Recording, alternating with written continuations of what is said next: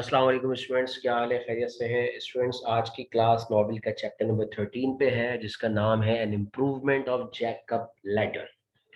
Jacob ladder क्या चीज़ है class, ये हम अभी डिस्कस करेंगे। लैडर का वैसे मतलब होता है सीढ़ी, और जैकब हज़रत याकूब अलैहिस्सलाम के लिए बाइबल में इस्तेमाल हुआ हुआ वर्ड है। तो लफ्जी मायने तो आते हैं हज़रत याकूब अलैहिस्सलाम की सीढ़ी, लेकिन यहाँ इस नॉवेल में ये क्या चीज़ है, इसकी क्या इंपॉर्टेंस है, बहुत ज़्यादा इंपॉर्टेंस है। ये अभी जब चैप्टर पढ़ेंगे तो आपको पता लगेगा।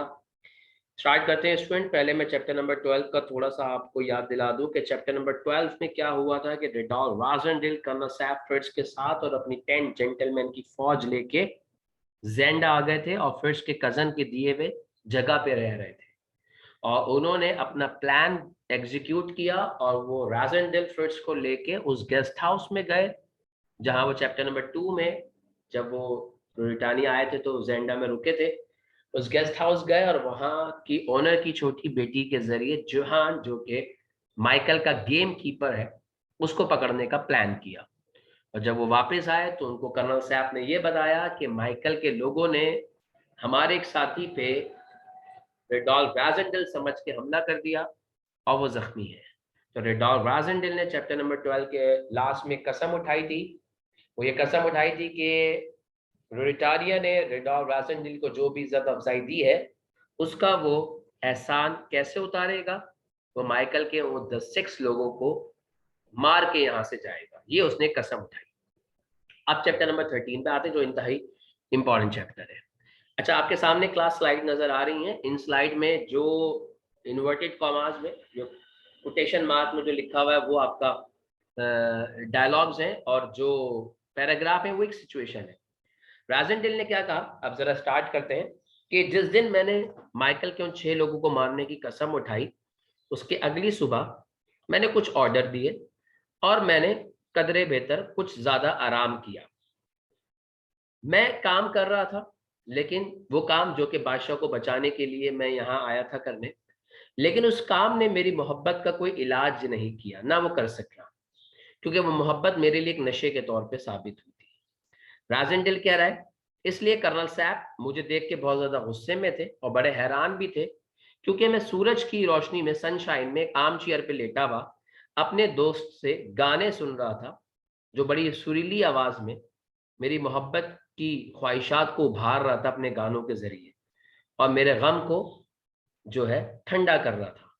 उस दौर में चूंकि अब हैंड फ्री या ऐसा तो कॉन्सेप्ट था ही नहीं कि गाने लगा लिए और सुनने, तो वहां एक बकायदा उनके लिए एक बंदा मौजूद था जो गाने गा रहा था, और रेडॉल्फ राजेंडेल आर्म चेयर पे लेटे हुए वो गाने सुन के अपनी मोहब्बत को सोच रहे थे, और कर्नल से वहां बैठे हुए इस मंजर को बड़ी हैरानगी से देख रहे थे। रेडॉल्फ राजेंडेल कहता है, उसके बाद मेरी मुलाकात वहां रूपर्ट से हुई। रूपर्ट जिसके बारे में कह रहे हैं कि वो एक ऐसा बंदा जिसे ना किसी इंसान का खौफ, ना किसी शैतान का खौफ, वो जंगलात से निकल के हमारे पास आया, जिसको इस बात का अंदाजा था कि इन जंगल के हर दरख्त के पीछे निशाने लगाने वाले बैठे हुए हैं जो रूपर्ट को मार सकते हैं। लेकिन उसके बावजूद रूपर्ट हमारे पास ऐसे आया जैसे वो स्ट्रेलसा के किसी पार्क में टहल रहा है, और वह डायरेक्ट उस जगह पे आया जहां मैं लेटा हुआ था, और उसने मुझसे बड़े ही इनफॉर्मल अंदाज में मुझे उसने सलाम पेश किया, और प्राइवेट में बात करने की जो है रिक्वेस्ट करी, क्योंकि उसने कहा कि मैं ब्लैक माइकल ड्यूक ऑफ स्ट्रेलसा का एक मैसेज लेकर आया हूं जो मैंने आपको अकेले में बताया है। रेडॉल्फ राजेंडेल ने वहां से तमाम लोगों को जाने को कहा, और रेडॉल्फ राजेंडेल उस रिलैक्सर से, आर्म चेयर से थोड़ा सा उठ के बैठे। अब यहां से क्लास डायलॉग शुरू हो रहा है। रूपर्ट का पहला डायलॉग, रूपर्ट ने कहा, जैसे कि मैंने आपसे कहा कि बड़े ही इनफॉर्मल अंदाज में वो आया, उसने कहा, लगता है बादशाह सलामत मोहब्बत के चक्कर में मुब्तला है। रेडॉल्फ राजेंडेल ने मुस्कुरा के कहा, डायलॉग्स पे जरा नजर रखिएगा क्लास, अपनी जिंदगी से मोहब्बत नहीं अब मेरे आका। यह अदब वाले अंदाज में कहा। रूपर्ट ने कहा, अच्छी बात है, वैसे राजेंडेल हम यहाँ अकेले हैं। अभी उसने इतना ही बोला था, राजेंडेल उठ के बैठ गया। तो रूपर्ट ने कहा, क्या हो गया, क्यों उठ के बैठ गए? तो रेडॉल्फ राजेंडेल ने कहा, मेरे ख्याल से हमें तुम्हारा घोड़ा वापस बुला लेना चाहिए। अच्छा, घोड़ा वापस बुला लेने का क्या मतलब है, इसको मैं थोड़ा सा आपको समझाऊं कि पहले के दौर में जब लोगों की सवारी घोड़ों पे होती थी ना, तो जो भी प्रोटोकॉल वीवीआईपी लोग होते थे तो वहां बकायदा उनके नौकर मौजूद होते थे, क्योंकि वो कहीं से आते थे तो वो डायरेक्ट अपने घोड़े से उतरते थे और वो नौकर आके उनका घोड़ा ले जाके अस्तबल में बांध दिया करता था, जैसे आज गाड़ियों की पार्किंग होती है। तो रूपर्ट भी आया, तो उसी वक्त बादशाह सलामत का नौकर आया, उसने रूपर्ट का घोड़ा उससे लिया और वो अस्तबल में लेके चला गया। इसलिए राजेंद्र ने कहा कि तुम्हारा घोड़ा वापस बुला लेना चाहिए, क्योंकि तुम्हें अब यहाँ से जाना चाहिए, क्योंकि मेरे भाई को ऐसा बंदा मेरे पास भेजना चाहिए जिसको बादशाह से बात करने की तमीज। जिसके बाद रूपर्ट ने इस बात को इग्नोर करते हुए अपना ग्लव्स उतारे और अपने बूट को साफ करते हुए कहने लगा, why keep up the farce, मतलब आप मेरे सामने क्यों इसको कहानी बना के पेश कर रहे हैं, मुझे पता है कि आप नकली बादशाह, ये इसका मतलब है, ये बुक की लास्ट में लिखा हुआ भी है। तो रेडॉल्फ राजेंडिल ने कहा, क्यों? क्योंकि अभी खेल खत्म नहीं हुआ और जब तक खेल चल रहा है मैं बादशाह। तो रूपर्ट ने कहा, अच्छी बात, और बड़े प्यार से कहा कि मैं तो वैसे भी तुमसे प्यार से बात करता हूं क्योंकि मैं दिल से बड़ी इज्जत करता हूं तुम्हारी, ये रूपर्ट ने कहा। तो राजेंडिल ने कहा, मेरी ईमानदारी के अलावा सारी चीजें आपको पसंद होगी, और वैसे भी, अब राजेंडिल ने ताना दिया रूपर्ट को, वैसे भी मैं मर्द हो या औरत सबका एहतराम करता हूं, इज्जत से उनके साथ पेश आता हूं। जब उसने बात बोली तो रूपर्ट ने राजेंडिल को घूरा और गुस्से से घूरा। तो राजेंडिल ने सवाल पूछा, इज योर मदर डेड, तुम्हारी माँ मर गई रूपर्ट? रूपर्ट ने कहा, हाँ वो मर गई, शी इज डेड। राजेंडिल ने कहा, शी में थैंक गॉड, उसे शुक्र अदा करना चाहिए अल्लाह का। जब राजेंडिल ने यह बात बोली तो उसने देखा कि रूपर्ट ने जबान से या मुंह में उसे गाली बकी है। राजेंडिल ने कहा, वैसे मैसेज क्या लेकर आए हो? राजेंडिल कह रहा है कि I had touch him on the rock, कि मैंने उसकी नफ्स को या दुखती रग पे हाथ रख दिया था, ये बात बोल के कि तुम्हारी माँ जिंदा है कि नहीं, क्योंकि दुनिया जानती थी कि उसने अपनी माँ का बड़ा दिल दुखाया है और बड़े ही शो ऑफ के चक्कर में वो अपनी गर्लफ्रेंड्स को अपने घर लेके आ जाया करता था, लेकिन उसका इस वक्त जो अंदाज था वो थोड़ा सा मुख्तलिफ था। रूपर्ट ने बड़ी संजीदगी से कहा, ड्यूक की ऑफर मेरी ऑफर से कहीं ज्यादा मुनासिब है, मैं तो तुम्हारे लिए फांसी का इंतखाब कर चुका हूं, लेकिन ड्यूक ये चाहता है कि तुम्हें सेफली तुम्हारे घर छोड़ के आया जाए और तुम्हें 1 मिलियन क्राउन भी दिए जाए। अच्छा, इससे पहले चैप्टर नंबर 9 में राजेंडिल को 50,000 पाउंड की ऑफर थी, अभी 1 मिलियन क्राउन की रूपर्ट कर रहा है, उस वक्त डेथ चार्ट ने करी थी। राजेंडिल ने कहा कि अगर इन दोनों में से एक ऑफर कबूल करनी होगी तो मैं तुम्हारी ऑफर कबूल करूंगा, मतलब मैं पैसे नहीं लूंगा, मैं मरना पसंद करूंगा। तो रूपर्ट ने कहा, आप मना कर रहे हैं? उसने कहा, ऑफ कोर्स। तो रूपर्ट ने कहा, मैंने माइकल को बोला था कि तुम मना कर दोगे। ये कहते ही रूपर्ट का अंदाज थोड़ा तब्दील हुआ, रूपर्ट फिर मुस्कुरा के कहने लगा, हकीकत यह है मुझ में और माइकल में कि माइकल को बंदा समझने की तमीज नहीं है, माइकल जेंटलमैन को समझता नहीं है। राजेंडिल हंस गया, उसने कहा, तुम समझते हो? रूपर्ट ने कहा, हाँ आई डू, मैं समझता हूँ। वेल, वैसे तुमने फांसी को ही पसंद कर लिया है, मतलब रूपर्ट ने कहा, तुम मरना ही चाहते हो? तो राजेंडिल ने कहा, हाँ, लेकिन अफसोस जब मैं मरूंगा उस वक्त तक तुम जिंदा नहीं रहो। अब ये जरा टेंस कॉन्वर्सेशन स्टार्ट हो गई। इस पे रूपर्ट ने कहा, लगता है बादशाह सलामत मुझ पे लड़ाई थोपना चाहते हैं कि मैं आपसे लड़ूं। तो राजेंडिल ने जवाब दिया, जैसे कि मैंने आपसे कहा कि टेंस कॉन्वर्सेशन है, तो राजेंडिल ने कहा, हाँ तुमसे मैं जरूर लड़ता अगर तुम कुछ साल बड़े होते, क्योंकि जैसे हमने चैप्टर नंबर 12 में पढ़ा था कि रूपर्ट की उम्र 22 से 23 साल है और राजेंडिल 29 साल का है। तो रूपर्ट हंसा, रूपर्ट छोटा था। रूपर्ट ने कहा, उम्र तो अल्लाह की तरफ से मिलती है, गॉड की तरफ से, लेकिन उसमें इजाफा तो शैतान करता है, वैसे मैं अपनी लड़ाई लड़ सकता हूँ। राजेंडिल ने बात चेंज करी, प्रिजनर कैसा है तुम्हारा, कैदी? रूपर्ट बोलने लगा, द के का मतलब है वो किंग बोलने वाला था। राजेंडिल ने पूछ लिया, भाई कैदी कैसा है? तो रूपर्ट ने कहा, ओ मैं तो भूल ही गया कि आप क्या चाहते हैं, अब इसका क्या मतलब है? रूपर्ट ने यहाँ ये बात बोलने की कोशिश करी कि राजेंडेल चाहता है कि किंग मर जाए ताकि उसकी शादी फ्लेवियस हो जाए, जबकि ऐसा नहीं था। तो इसलिए रूपर्ट ने कहा, वेल वो जिंदा है। ये कह के रूपर्ट खड़ा हो गया, आई इमिटेटेड हिम, राजेंडेल भी खड़ा हुआ और मुस्कुराते हुए रूपर्ट ने कहा, वैसे वो खूबसूरत प्रिंसेस कैसी है? आई विल वेजर, मैंने कसम उठाई हुई है कि अगला एल्बर्ट भले लाल बाल वाला क्यों ना हो, बाप तो उसका ब्लैक माइकल ही होगा। इसका मतलब रूपर्ट ने कह दिया कि कुछ भी हो जाए, शादी तो फ्लेविया की माइकल से होगी। राजेंडेल ये सुन के एक कदम आगे बढ़े एंड क्लेंचिंग माय हैंड, और हाथ को मुट्ठी बना के मारने वाले अंदाज में आगे बढ़े।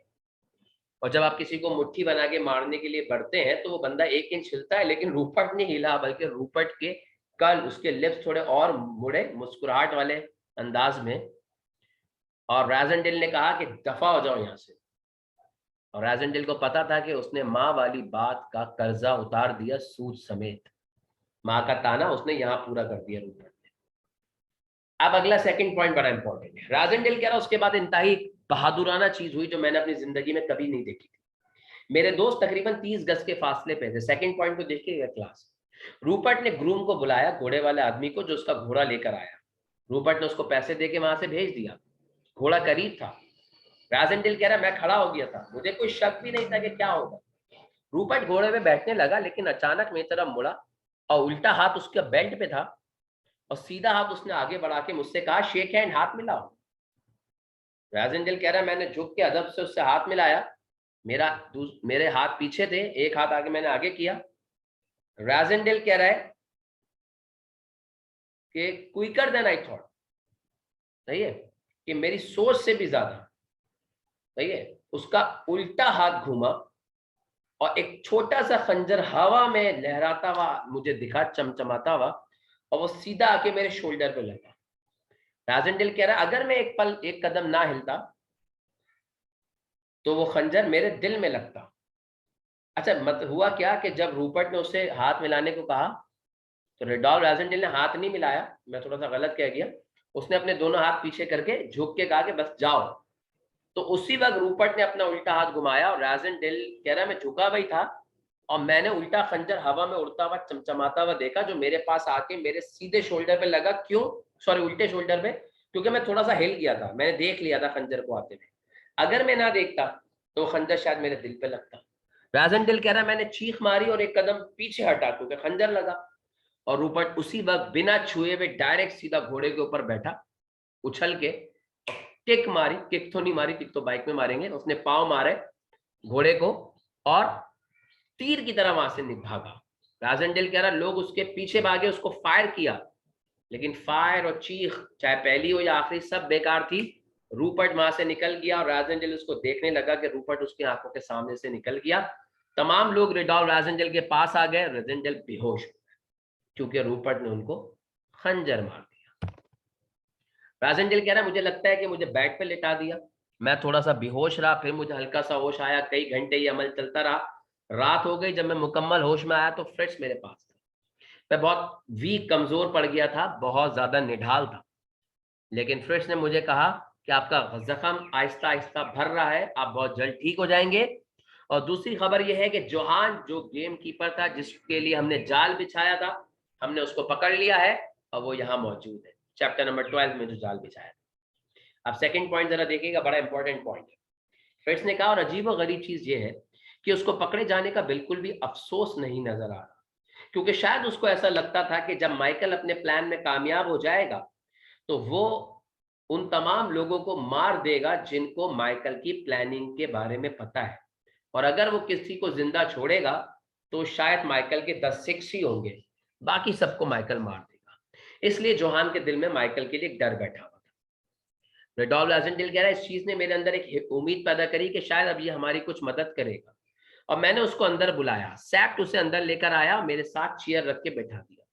जोहान थोड़ा डरा हुआ था, गुस्से में भी था, लेकिन हकीकत बताऊं, अब ये बड़ा इंपॉर्टेंट बात बता रहा हूं, ये लास्ट पॉइंट में लिखा हुआ है। डॉल लाजेंडेल कह रहा है कि रूपर्ट के इस रवैये की वजह से, जो रूपर्ट मुझे मार के गया, हमारे दिल में रूपर्ट के लिए खौफ बैठ गया था। और सैप्ट ने भी जोहान को ऐसा बैठाया था कि वो उसकी 6 गोलियों के निशाने पे था, और उसने मुझसे थोड़ा दूर बैठाया था और जोहान के हाथ भी बांध दिए थे ताकि वो मुझ पर हमला ना कर सके। वो जोहान से भी डर रहे थे सिर्फ रूपर्ट की वजह से। अब जोहान ने एक स्टोरी बयान की। अच्छा, स्टोरी क्या है? इसमें जोहान ये इंफॉर्मेशन बताएगा कि किंग कहाँ कैद है। ये थोड़ी सी, बल्कि थोड़ी सी का एक इंफॉर्मेशन मैडम डी मोबान ने चैप्टर नंबर 9 में दी थी। किले के अंदर, ओल्ड कैसल के अंदर है बादशाह। अब किले के अंदर कहाँ है ये जोहान बताएगा। अब जरा सुनिएगा, ये पूरा पॉइंट एक ही है, इस पे जरा निगाह रखिएगा। जोहान ने कहा कि किले में जमीन से नीचे मतलब बेसमेंट में पहाड़ काट के नेक्स्ट टू ब्रिज के बिल्कुल दूसरी तरफ 2 कमरे बनाए गए पहाड़ काट के, जिसमें पहला कमरा आउटर रूम है, दूसरा कमरा इनर रूम है। मतलब 2 कमरे हैं, एक साथ नहीं है, पहले आउटर में जाएंगे फिर वहां से इनर में जाएंगे। जोहान ने कहा जो आउटर रूम है वहां कोई विंडो नहीं है, वहां सिर्फ कैंडल की लाइट जलती है, और जो कि इनर वाला कमरा है वहां एक विंडो है, उस विंडो से वो खंदक दिखती है। अच्छा, खंदक जो इस किले के चारों तरफ है, जो पहले के दौर में किलों को महफूज करने के लिए खोदी जाती थी और पानी छोड़ दिया जाता था, अब उसे हम नदी भी कह सकते हैं, बहरहाल। जोहान ने कहा जो आउटर रूम है जो पहले पड़ेगा, वहां दिन और रात 24 घंटे माइकल के 6 में से 3 लोग मौजूद होते हैं। इसका मतलब 3 दिन में होते हैं, 12 घंटे की ड्यूटी करते हैं, 3 रात में करते हैं। और उनको ड्यूक माइकल का ये ऑर्डर है कि अगर आउटर रूम पे कोई हमला हो जाए तो पहले उन्होंने उस दरवाजे पे उस हमले को रोकना है। लेकिन अगर कोई एहसास हो कि हमले को रोकना मुश्किल है और दरवाजा खतरे में है, तो उन 3 में से, क्योंकि चूंकि 3 की ड्यूटी होती है ना, 3 की दिन में होती है, 3 की रात में होती है, तो जब भी हमला होगा तो कोई 3 होंगे, 3 फॉरेनर्स होंगे तो डेडशार्ट होगा, रूरेटानियंस होंगे तो रूपर्ट होगा। तो जोहान ने कहा उन तीनों में रूपर्ट और डेडशार्ट जो भी मौजूद होगा जिसके टाइम पे हमला होगा, तो वो सीधा उस दरवाजे को छोड़ के अंदर वाले कमरे की तरफ जाएगा, इनर रूम, जहां बादशाह को कैद करा। इसका मतलब ओल्ड कैसल में जो 2 कमरे पहाड़ काट के बनाए हुए हैं, आउटर में गार्ड है, इनर में बादशाह कैद है। उन्होंने कहा कि रूपर्ट और डेडशार्ट में से जो भी होगा वो अंदर जाएगा और बिना किसी परेशानी के किंग को मार देगा, और किंग को मारने के बाद किंग का हाथ जो बड़ी मजबूत जंजीर से बंधा हुआ है उससे उसको खोल देगा, और वो जंजीर ने किंग को ऐसे बांधा हुआ है कि वो 3 इंच से ज्यादा हिल नहीं सकते। लेकिन ये उस वक्त होगा जब दरवाजे पे हमला शानदार। इसका मतलब ये है कि अगर किंग को कोई बचाने आया तो पहले ये उसको रोकने की कोशिश करेंगे ये 3, अगर नहीं रोक सके तो इनमें से एक, या तो रूपर्ट या डेडशार्ट, किंग को मार दे। तो जब उसने जोहान ने बात बताई तो राजनडिल ने पूछा उसकी बॉडी का क्या करेंगे, क्योंकि बॉडी तो फिर गवाह के तौर पे इस्तेमाल हो सकती है। तो जोहान ने कहा नहीं सर, ड्यूक ने इसके बारे में भी सोच रखा है कि वो 2 लोग जो दरवाजे को रोक रहे होंगे और एक बंदा जो किंग को मारेगा, वो मारने के बाद करेगा क्या। किंग के कमरे में खिड़की है, उस खिड़की पे ग्रिल लगी हुई है, पहले वो उस ग्रिल को खोलेगा, उसके ताले खोलेगा, उस ग्रिल में जो खिड़की थी उसको निकाल दिया गया, उस खिड़की के पास एक मिट्टी का पाइप लगा दिया गया है बड़ा सा, जो पाइप इतना चौड़ा है कि वहां से इंसान की लाश फेंकी जा सकती है।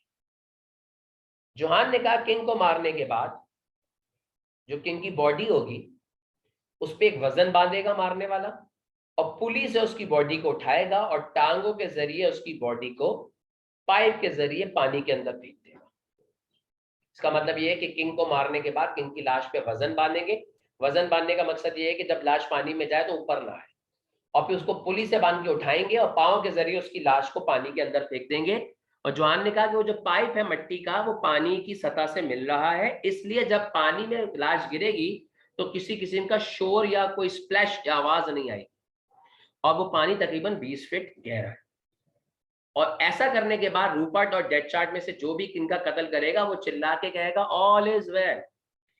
ये आवाज जब उन 2 बाकी लोगों को जाएगी जो आउटर रूम में उस हमले को रोक रहे होंगे, तो वो हमले को छोड़ के अंदर कमरे की तरफ आएंगे, इनर रूम की तरफ, और दरवाजा बंद करके वो तीनों उसी पाइप से भागेंगे। सही है, जिस पाइप से बादशाह की लाश फेंकी जाएगी। इसका मतलब ये है कि जिस पाइप से बादशाह की लाश फेंकी जाएगी उसी पाइप से ये 3 भागेंगे। उसके बाद उन्होंने कहा कि वो 3 वहां से निकलेंगे, या अगर वो 3 ना निकल सके तो मारने वाला है वो निकलेगा और वो खंदक में पानी में से तैरता हुआ दूसरी तरफ जाएगा, वहां उसको रस्सी मिलेगी या वहां उसको कोई लोग मिलेंगे जिसके साथी जो उसे निकालेंगे, और फिर वो वापस आएगा और बाहर से हमला करेगा, अगर हमला सख्त हुआ तो, वरना वो वहां से सब भागने की कोशिश करेंगे। और उसने ये भी कहा जोहान ने कि देखें वो किंग को मारना नहीं चाहता माइकल, लेकिन वो किंग को उस वक्त मारेगा जब उसको पता लगेगा कि कुछ हो नहीं सकता। वैसे भी जोहान ने कहा कि माइकल किंग को इसलिए नहीं मारना चाहता क्योंकि वो पहले राजनडिल मींस आपको मारना चाहता है। उसके बाद जोहान ने कहा देखें बादशाह सलामत, मैंने आपको सारी बातें बता दी खुदा को गवाह बना के, अब मेरी सिक्योरिटी भी आपकी जिम्मेदारी है, क्योंकि अगर माइकल को पता लगा कि मैंने उसके प्लान बता दिए और मैं उसके हाथ लग गया, तो फिर मैं इस दुनिया में उससे मौत मांग रहा हूँ सिर्फ। अब वो मुझे इतनी आराम से मौत देगा नहीं। जॉन को पता है कि माइकल को पता लगा तो माइकल उसे तड़पा के मार। राजेंटेल कह रहा है कि जॉन की स्टोरी उसने रूडली हमें बताई थी, हमारे सवाल ने उसको बहुत ज्यादा एक्सप्लेन किया और उसकी स्टोरी से ऐसा लगा जैसे हमें हमला कर देना चाहिए। लेकिन अगर शक पड़ गया या हमारा हमला बहुत शानदार हुआ तो किंग मर सकता है। तो इस हमले के ख्याल को तो हमने फौरी तौर पे छोड़ दिया, क्योंकि हमें इस हमले से लग रहा था कि अगर हमने किंग को बचाने की कोशिश करी तो किंग मर जाएगा और पाइप से उसकी लाश को फेंक दिया जाएगा। और यहाँ एक और भी जबरदस्त चीज ये थी कि वो जो उनमें से एक बंदा मार के निकलेगा वो यकीनन वापस आएगा, सही है, और हम पे दोबारा हमला करेगा, माइकल को बुलाएगा और माइकल हम पे कोई ना कोई एक्शन लेगा। ये भी एक खतरनाक बात थी कि एक बंदा जो है लड़ने के बजाय किंग को मारेगा, वो रूपर जो डेथ चार्ट में से होगा वो वहां से भागेगा, तो वो बैक पीछे से भी हम पे आके हमला कर सकता है। तो हर लिहाज से रिडॉल राजेंडिल को हमला करना खतरे से खाली नजर नहीं आ रहा। अब यहाँ थोड़ा सा मैडम डी मोबान का जिक्र भी जॉन ने किया कि हमारे खातून मैडम डी मोबान भी हैं जिनसे माइकल ने एक फेवर लिया था चैप्टर नंबर 9 में। उसके बाद माइकल ने उनको वहां कैद के में रखा हुआ है, क्योंकि माइकल चूंकि जेंडा का लॉर्ड है, नवाब है, तो वो कर सकता है। जब उसने सारी बातें बता दी, आखिरी पॉइंट, तो कर्नल सैप्ट और फ्रिट्ज और राजेंडिल बेड पे बैठे हुए एक दूसरे को देख रहे हैं, टेंशन में, हॉरर और कंफ्यूजन में, क्योंकि वो देख रहे हैं कि माइकल का इंतहाई खतरनाक प्लान है। उनको लग रहा है कि अब चाहे हमला किया जाए या सुकून से बैठा जाए समझ नहीं आ रहा, क्योंकि वो हमला कर सकते हैं, क्योंकि वो बादशाह सलामत है, वो हमला कर सकते हैं। लेकिन उनको ये डर था कि वो पूरी आर्मी के साथ अगर हमला करते हैं और माइकल मजबूत पड़ गया और माइकल ने हमें पकड़ लिया तो गेम खत्म। लेकिन अगर हम मजबूत हो गए और हमने माइकल को मार दिया तो माइकल का गिल्ट तो हम उस वक्त तक साबित नहीं कर सकेंगे जब तक, मतलब हम अपने गिल्ट को जब तक प्रूव नहीं कर सकेंगे जब तक हम माइकल का गिल्ट लोगों को ना बता दें। मींस कि अगर हमने माइकल को पकड़ लिया, मार दिया, तो हम ये कैसे साबित करेंगे कि भाई माइकल ने किया क्या है। तो माइकल को ऐसे पकड़ना है कि ये इल्जाम भी साबित हो कि माइकल ने क्या गलत चीजें की है। दूसरी तरफ रिडॉल्फ राजेंडेल कह रहा है कि चूंकि मैं एक बादशाह के तौर पे था तो मुझे ऐसा लग रहा था कि फ्यूचर में अब ये बड़ी स्ट्रगल मेरे और माइकल के दरमियान है। मुझे कुछ चीजें पॉसिबल नजर आई, कुछ बड़ी इम्पॉसिबल नजर आई। बिल्कुल वर्स्ट चीज मुझे ऐसी नजर आई कि मुझे जो है इस वक्त, मतलब माइकल और उसके तख्त के दरमियान मैं ही एक रुकावट रह गया था। लेकिन रेडॉल्फ राजेंडेल कह रहा है मुझे ये बात सोचने लग गई थी, मैं तो इस बात को सोचने लगा था कि माइकल बहुत ज्यादा चाह रहा था कि मैं उसके साथियों से लड़ूं, क्योंकि वो दिमाग से चल रहा था, सही है ना, वो दिमाग से चल रहा था, वो हाथों से नहीं चल रहा था, वो अपनी कॉन्स्पिरेसी साजिश से चल रहा था। अब यहाँ बड़ी इंपॉर्टेंट चीज है, क्योंकि पेपर में बहुत सारी जगहों पे क्वेश्चन आते हैं कि माइकल किस किस्म का आदमी था। माइकल एक डरपोक आदमी था, डरपोक इन दैट सेंस कि वो फ्रंट पे आके नहीं लड़ता था, वो प्लानर था, स्कीमर था। वो प्लान करता था और अपने लोगों को सामने करता था, जैसे उसने रूपर्ट और डेड शॉट को किया। राजेंडेल ने फिर जोहान से पूछा क्या किंग को इसके बारे में पता है। अब ये बड़ी इंपॉर्टेंट बात है। जोहान ने कहा हाँ, क्योंकि मैं और मेरा भाई, जोहान का भाई था मैक्सवॉल जो कि बॉडीगार्ड था माइकल का। जोहान ने कहा ये पाइप हमने लगाया है, ये रूपर्ट ऑफ हेंजाउ ने लगवाया था। लॉर्ड ऑफ हेंजाउ मतलब रूपर्ट, सही। और मैडम डी मुबान को इस टाइम रूपर्ट ने ही यहाँ अरेस्ट, मतलब क्या कहते हैं, इस किले के अंदर कैद करा हुआ है। इसका मतलब इनको ये बात पता लग गई कि मैडम डी मुबान किले के अंदर है। अच्छा, जोहान ने कहा कि जब ये सारी कार्रवाई हुई तो रूपर्ट का की ड्यूटी थी, रूपर्ट दिन के वक्त वहां मौजूद था। इसका मतलब रूपर्ट की ड्यूटी दिन में है, यहाँ लिखा हुआ he was on guard that day. और किंग ने, जब ये पाइप लग रहा था खिड़की को हटा के, तो किंग ने रूपर्ट से पूछा कि रूपर्ट ये क्या है। तो रूपर्ट ने बड़े ही जबरदस्त अंदाज में मुस्कुराते हुए कहा कि ये जैकब लैडर में इंप्रूवमेंट है, जिसके बारे में आपने पढ़ा होगा, सुना होगा कि लैडर जमीन से जन्नत तक लेके जाती है। अब क्या है जैकब लैडर? देखिए, हज़रत याकूब अलैहिस्सलाम के बारे में बाइबल में ये रेफरेंस है, मतलब लिखा हुआ है कि हज़रत याकूब अलैहिस्सलाम एक जंगल में सो रहे थे तो उनकी आंख खुली तो उन्होंने आसमान से जमीन तक एक सीढ़ी को देखा जिस पे से फरिश्ते ऊपर नीचे आ रहे जा रहे थे। लोग कहते हैं ये नबूवत की दलीलों में से एक था। और उसके बाद ये बहुत सारी जगहों पे, फिल्मों में, कार्टून्स में भी दिखाया जाता है कि आसमान से सीढ़ी आती है, फरिश्ते आते हैं और रूहें ऊपर जाती हैं। तो रूपर्ट ने यही कहा कि ये जैकब लैडर है, ये जो पाइप है ना, जो आपकी खिड़की से निकल के पानी तक जा रहा है, ये वो रास्ता है जो आपको इस जमीन से जन्नत तक लेके जाएगा। और रूपर्ट ने कहा कि हम ये चाहते हैं कि जब हम आपको यहाँ से भेजें तो एक आम रास्ते से ना भेजें, मतलब हम जब अगर कत्ल करें तो आपकी लाश को जन्नत में एक आम रास्ते से ना भेजें, एक अलग रास्ते से भेजें जहां कोई आपको ना देख सके, ना आपके रास्ते में रुकावट बन सके। ये कह के रूपर्ट जोर जोर से हंसने लगा और उसने बादशाह सलामत को सलाम पेश किया और कहा कि मैं आपके खाने में शराब का गिलास बना देता हूँ, क्योंकि जब बादशाह ने रूपर्ट से सवाल पूछा था उस वक्त बादशाह खाना खा रहा था, उसका निवाला हलक में फंस गया था। ये बात सुन के, क्योंकि जब आप किसी को बताएं कि ये रास्ता हमने आपके मारने के लिए बनाया है, तो खाना अगर आप खा रहे होंगे तो आपका भी निवाला फंसेगा। डॉन राजेंडेल कह रहा है, सॉरी जोहान कह रहा है कि किंग वैसे बड़ा बहादुर आदमी है, जैसे उसके खानदान में लोग हैं, लेकिन इस अमल को देख के उसके चेहरे का रंग उड़ गया। वो उस पाइप को देख रहा था और रूपर्ट को देख रहा था, रूपर्ट जो जोर जोर से हंस रहा था। और फिर जोहान ने यह भी कहा कि वैसे भी किले के अंदर खामोशी से सोना भी बहुत मुश्किल काम है। वहां कौन किसका कब गला काट दे नहीं पता। वहां ताश के पत्तों की तरह मुख्तलिफ गेम चल रहे हैं। और रूपर्ट की तो ये आदत है, ये जोहान बता रहा है, कि वो किसी भी औरत को प्यार करने के बजाय उसको मारने में ज्यादा आसानी महसूस करता है। मतलब एक दिवालिश आदमी। जब जोहान ने सारी बातें खत्म कर ली तो राजेंडेल ने फिर से कहा कि इसको ले जाओ, इसकी सिक्योरिटी का बंदोबस्त करो। और राजेंडेल ने जोहान से एक और बात कही आखिर में, लास्ट पॉइंट, ये बड़ा इंपॉर्टेंट है कि जोहान, अगर कोई तुमसे पूछे कि जेंडा में कोई कैदी है तो तुम कहना हाँ है, और अगर कोई पूछे कैदी कौन है तो तुम जवाब मत देना, क्योंकि अगर तुमने जवाब दिया तो हमने जो तुमसे वादे करे हुए हैं तुम्हें महफूज रखने के, तो हम उस वादों पे फिर कायम नहीं रहेंगे और फिर हम तुम्हें एक कुत्ते की मौत मार देंगे।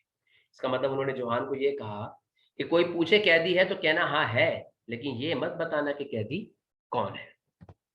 जब जोहान चला गया तो राजेंद्र ने सैफ को देख के कहा कि ये तो बड़ा मुश्किल नजर आ रहा है भाई, हम किंग को बचाने जाएंगे तो अब वो तो किंग मर जाएगा। तो कर्नल सैफ ने भी अपना सही हिला के कहा कि मुझे तो बहुत मुश्किल नजर आ रहा है, बल्कि मुझे तो अगले साल तक तुम ही बादशाह नजर आ रहे हो ब्रिटानिया के।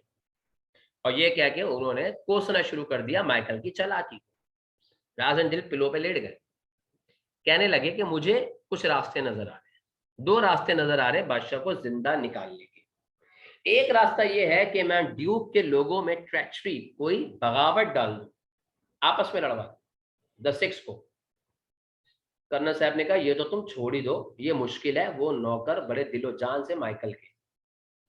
राजेंद्र ने कहा नहीं, मैं उम्मीद नहीं छोड़ूंगा, क्योंकि मुझे एक और भी उम्मीद नजर आ रही है कि अगर अल्लाह की तरफ से कोई मुआवजा हो गया तो किंग बच जाएगा, जो कि पॉसिबल ही नहीं है, मुआवजे से तो किंग नहीं बच सकता। इसका मतलब रास्ता एक ही नजर आ रहा है कि माइकल के इन 6 लोगों में से किसी को अपने साथ कर लिया जाए। राजेंद्र को बहरहाल इस चैप्टर के एंड में बहुत सारे राज पता लग गए जुहान के जरिए, और ये भी पता लग गया कि बादशाह कहाँ है, कहाँ उसको कैद करा हुआ है, क्या प्रोसीजर है, बचाने जाएंगे तो क्या खतरा है। तो क्लास ये था chapter number 13, improvement of Jacob ladder. Jacob ladder उस पाइप को कहा गया है जहां से बादशाह सलामत को मार के उसकी लाश को फेंका जाएगा, और उसको नाम देने वाला कोई और नहीं, रूपर्ट है। 12 क्लास अब हम चैप्टर नंबर 14 अगली क्लास में डिस्कस करेंगे इंशाल्लाह ताला। ट्रांसलेशन समझ में आई हो तो वीडियो के नीचे कमेंट्स करें, शेयर करें अपने लोगों के साथ। इंशाल्लाह इसके सारे लेक्चर आपको अवेलेबल होंगे सून। अल्लाह हाफिज़।